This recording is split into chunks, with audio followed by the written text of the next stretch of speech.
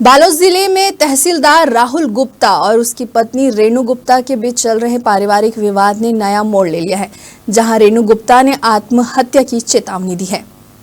रेणु गुप्ता ने कहा है कि वह अपने पति के साथ रहना चाहती है, लेकिन उसके सास ससुर और पति के द्वारा प्रताड़ित किया जा रहा है। वहीं जब पुलिस और प्रशासनिक अधिकारी रेणु गुप्ता से मिलने पहुंचे तो उसने पेट्रोल निकालकर आत्महत्या करने की कोशिश की, जिसे पुलिस ने जब्त कर लिया है। फिलहाल रेणु गुप्ता को सखी सेंटर में रखा गया है। दरअसल रेणु गुप्ता और तहसीलदार के बीच लंबे समय से विवाद चल रहा है। रेणु गुप्ता का आरोप है कि उसके पति और सास ससुर उसे प्रताड़ित करे हैं और उसे अपने साथ नहीं रखना चाहते हैं। वहीं तहसीलदार राहुल गुप्ता का कहना है कि रेणु गुप्ता उसे परेशान करती है और साथ नहीं रहना चाहती है।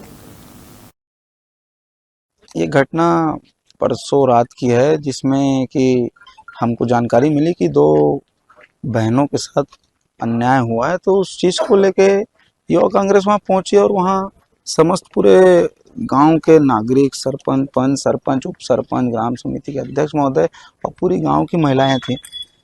अब वहाँ जाके ये पता चला कि इनके सास ससुर द्वारा इनको घर में नहीं रखा जा रहा है। उसके बाद फिर पूरा मामले को संज्ञान में लेते हुए ग्रामीण भी और सारा चीज, तो वो बहन ने कल थाने में आवेदन दिया कि अगर मेरे साथ उचित न्याय नहीं होता कि मैं वैधानिक रूप से शादी हो के इस घर में आई हूँ, तो मुझे इस घर में रहने का अधिकार है। तो हम उसके न्याय के लिए लड़ाई लड़ने गए तो देखा गया हमारे ऊपर भी उनके सास ससुर द्वारा कार्रवाई की गई।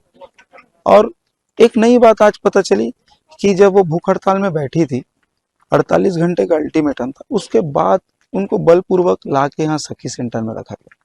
मामला ऐसा है क्योंकि लगभग आज 5-6वां दिन है शायद, है ना। 6वां दिन पहली मोर पास आवेदन आ रही है दोनों जन के छत्तीसगढ़ क्रांति सेना के पास कि भैया हमारे ऐसे हमारे साथ अन्याय हो है और आप मन से मदद के गुहार करथन करके और लगातार अपन मन के दुख लो मन बताइस कि हमारे साथ बड़े जन बहू है जन तहसीलदार के वाइफ है, वो बताइस कि 2022 में शादी हो भैया हमारे मन के, और शादी के दरमियान में 50 लाख रुपए दहेज दे हो, क्रेटा कार दे हो, हीरा का अंगूठी दे हो, यहाँ तक कि यहाँ के जो शादी होए भवन वहाँ को ओकर भी पैसा ल दे हो करके बताइस हो है।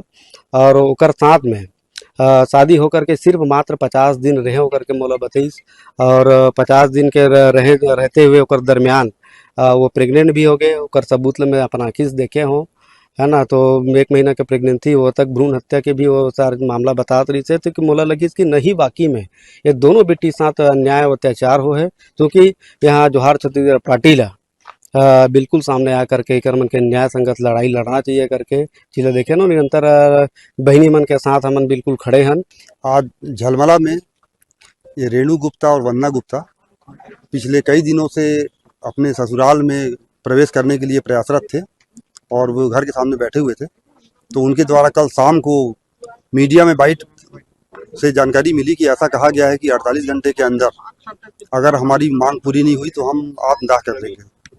तो आज हम लोगों ने उन्हें उनके ससुराल वालों को खबर किया और सखी सेंटर में काउंसलिंग मतलब मेल मुलाकात आपसी संवाद के लिए उनको बुलाने के लिए नोटिस भेजा।